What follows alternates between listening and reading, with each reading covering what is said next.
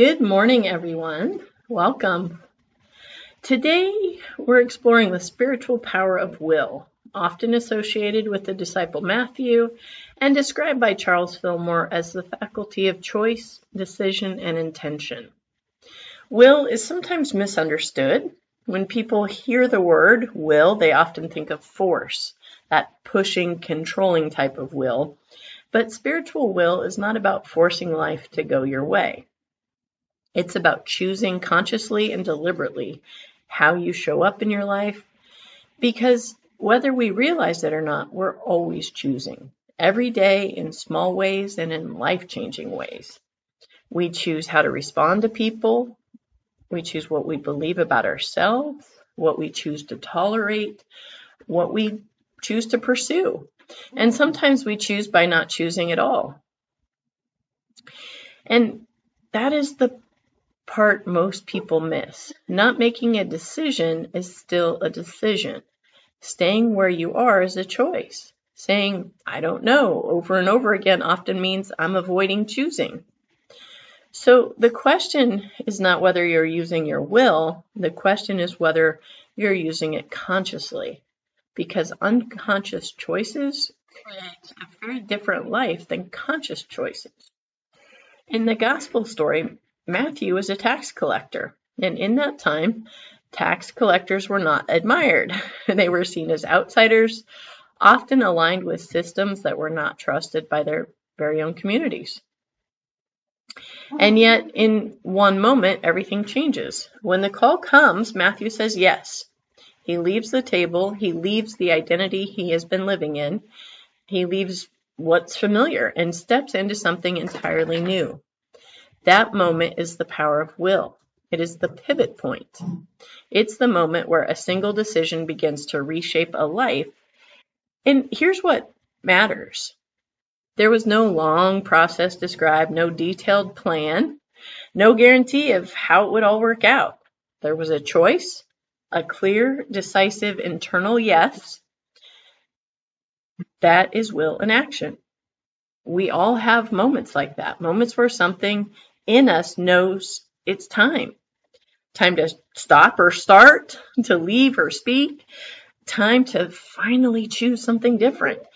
And in those moments, we often hesitate. We wait for more clarity or certainty or until it feels safe. But will does not wait for perfect conditions. Will moves when there is enough awareness to recognize the moment. This doesn't mean we act impulsively. It means we learn to trust that inner signal, that sense that something is ready to shift. Because every life is shaped by decisions, not just the big dramatic ones, but the quiet, consistent ones. The decision to speak up instead of staying silent. The decision to rest instead of pushing through exhaustion. The decision to say no when everything in you wants to keep people happy. The decision to say yes to something that stretches you. Over time, these choices compound. They create direction. They create identity and experience. And when we begin to understand this, something changes. We stop seeing ourselves as stuck. We stop seeing life as something that just happens to us. And we begin to recognize that we are participating in the creation of our experience through the choices we make. That doesn't mean we control everything. It means we always have a point of power, and that power is choice. Charles Fillmore taught that the will faculty directs the other powers. In other words, where you point your will, your life begins to follow, which means your will is not just about action, it's about direction. And direction is determined one choice at a time. So the invitation today is simple. Begin to notice your choices. Not just the obvious ones, but the subtle ones. Where are you choosing from habit instead of awareness? Where are you avoiding a decision that you already know you need to make? Where are you saying yes when you mean no? And where are you holding back from saying yes to something that could change your life? This is not about judgment. It's about awareness.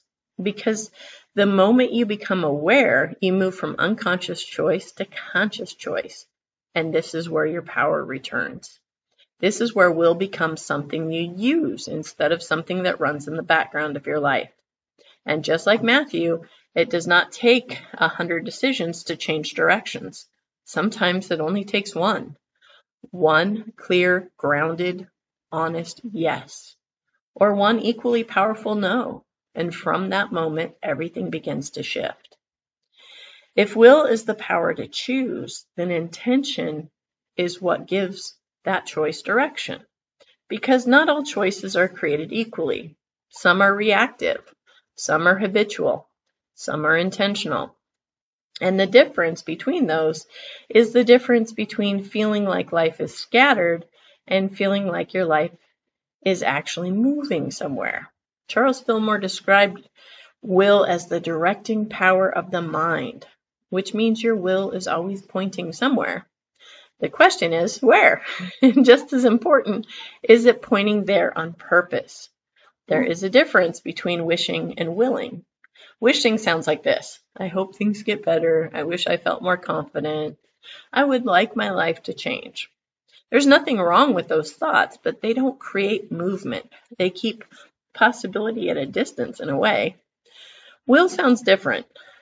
Will says, I am choosing to move in this direction. I am deciding to show up differently. I am no longer available for what I have been tolerating. Will engages your energy. It activates something. It creates alignment between what you say you want and what you're actually choosing. And that alignment is what begins to change your experience. Think of will as the rudder of a ship. The ship may be moving, there may be wind, there may be currents, but without a rudder, there's no clear direction. You drift, you react, you adjust constantly based on what is happening around you. But when the rudder is engaged, something shifts. You may not control the ocean, but you're no longer at the mercy of it entirely. You're directing your course. That is what intention does. It gives your will a clear direction. And this is where spiritual intention becomes powerful, because it's not just about what you want on the surface. It's about how you're choosing to live. It's about the energy you're choosing to embody. You can set an intention to be more present, an intention to respond instead of react, or an intention to honor your own worth, an intention to trust life even when you don't have all the answers. These are not just ideas, they become anchors for your choices. So when a moment arises, instead of defaulting to old patterns, you have something to return to. You've already decided who you are choosing to be, and that makes decision making clearer. Not always easier, but clearer. Because here's the truth. Most people do not struggle with knowing what they want. They struggle with consistently choosing in alignment with it. That's where will and intention meet. It is one thing to say that you want peace. It's another thing to choose peace in a moment when you feel triggered. It's one thing to say that you value yourself, but it's another thing to say no when someone asks for more than you're willing to give. This is where the power is built, not in the big declarations, but in the small, repeated, aligned choices. And over time, those choices create momentum. They begin to feel more natural. They begin to reshape your identity. Because every time you choose in alignment with your intention, you reinforce it. You make it more real, more accessible, and slowly, what once felt difficult becomes who you are. In New Thought teachings, there is a consistent emphasis on the creative power of consciousness. Teachers like Ernest Holmes spoke about the importance of directing thought with intention, not just thinking randomly, but choosing thoughts that align with the life you're creating. And that's will in action. It's not rigid or forced. It's simply directed. So the practice becomes this. Before the day begins, take a moment. Not a long moment, just enough to become aware and ask yourself, how do I choose to show up today? What am I willing to step into? Let the answers be simple and real. And then carry that intention with you, not as pressure, but as guidance. Because you won't get it perfect. And you may forget, and you will fall back into old patterns at times. It's all part of the process. The power is not in perfection. The power is in returning to your intention, returning to your choice, just coming back to your awareness again and again. And every time you do, you strengthen that inner alignment. You strengthen your will. You become more deliberate, more grounded, clearer. And every time your life begins to reflect that clarity.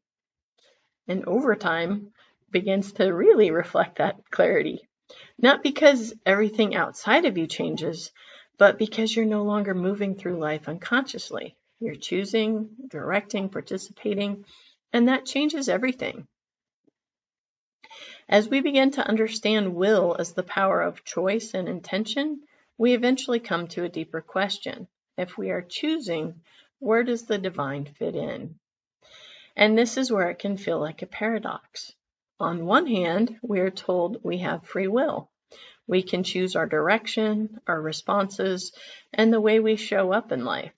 On the other hand, we hear about surrendering to a higher wisdom, trusting a greater flow, and allowing it to guide us. So which is it?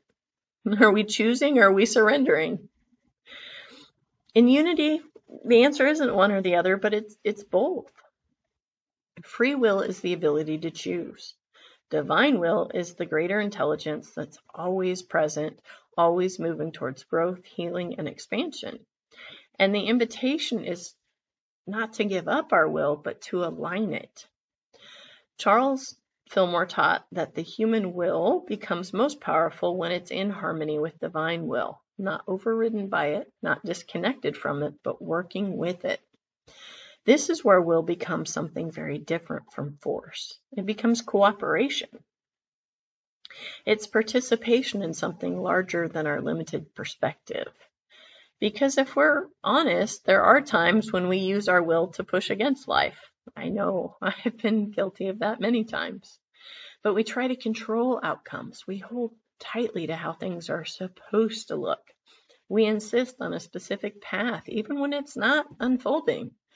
And that kind of will can feel exhausting. It creates tension and resistance, and it leaves us feeling frustrated when things don't go the way we planned. But there's another way to use will. We can choose to align and listen. We can choose to trust that there is wisdom at work that sees more than we do in any single moment. This does not mean that we become passive, doesn't mean we stop making decisions. It simply means we bring awareness into how we're making them. There are times to assert will clearly and directly. There are moments when a decision needs to be made, a boundary set, or a step needs to be taken care of, even if it feels uncomfortable. And there are also times when the most powerful use of will is to release, to let go of forcing, to stop trying to figure everything out, and allow space for something new to emerge. The wisdom is in learning the difference, and that wisdom grows over time as we become more aware, as we return to stillness, as we begin to recognize the difference between fear-driven urgency and inner clarity. This brings us back to Matthew. In the gospel account in the Bible, Matthew's moment is simple, but it is profound. He is called and he says yes. We are not told that he had all the answers or that he understood the full path ahead. We're not told that it made logical sense. What we see in the passage is a moment of alignment. Something within him recognized the call and will responded. That yes was both a personal choice and a movement into something greater.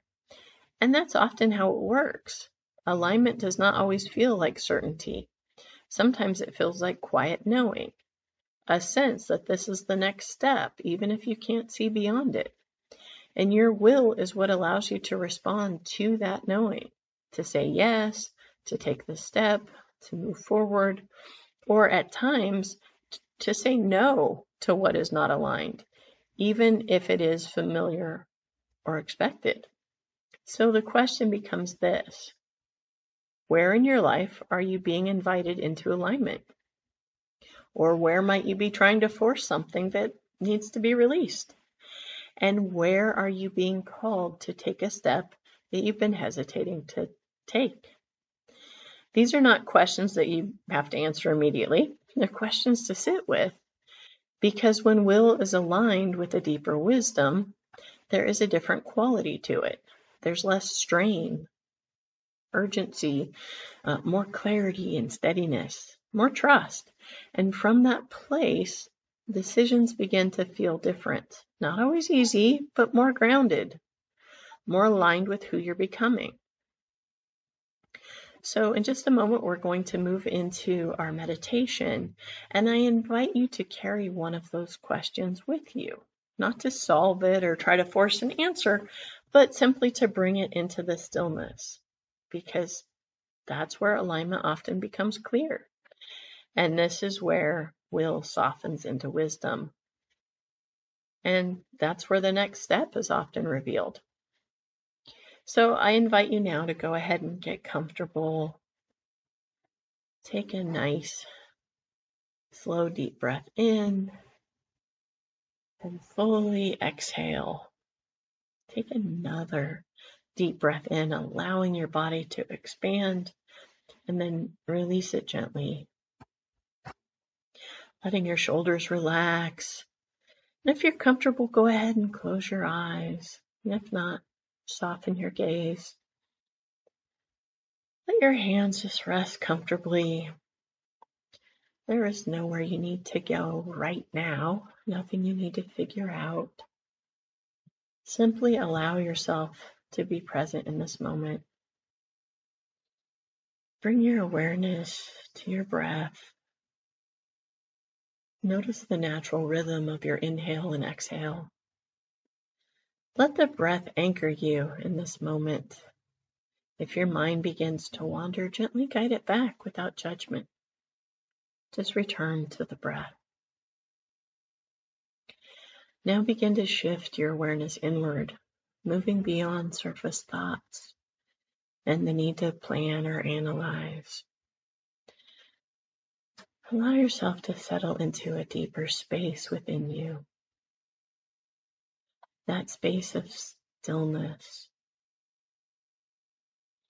This space is always present, even when life feels uncertain or busy. You can return to it at any time.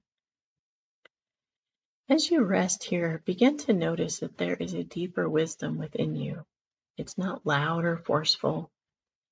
It doesn't argue or rush. It is a quiet knowing that is already present. Now, gently bring to mind a situation, maybe a question or decision that's been on your mind. Choose something that feels real, something that you've been trying to figure out. Don't analyze it or try to solve it. Simply allow it to be present in your awareness. Notice if there's any tension around it, any sense of urgency or pressure to have an answer. And for this moment, allow that to soften. Let go of the need to force clarity or control the outcome. Instead, imagine placing this situation into the stillness within you, allowing it to rest there. Trust that it is being held in something greater than the thinking mind. Trust that clarity comes in its own time and often in its own way. Now return your attention to the stillness itself. Rest in the quiet. Rest in the peace within you.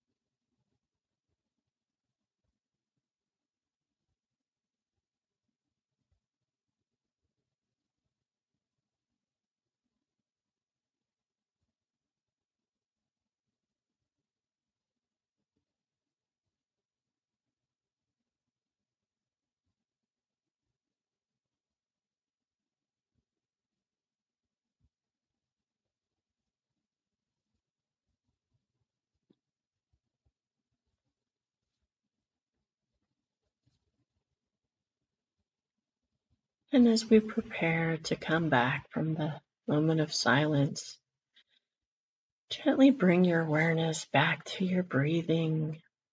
Again, noticing the steady rhythm of your inhale and exhale. And as you return, recognize the wisdom you are seeking is not separate from you. It's already within you. And you can return to this space whenever you need it. So gently bring your awareness back to your surroundings, back to your body. Softly open your eyes if you close them.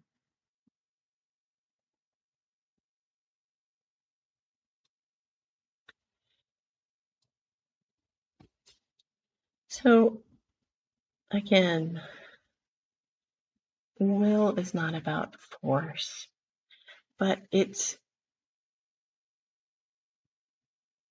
choosing consciously and deliberately how you show up in your life,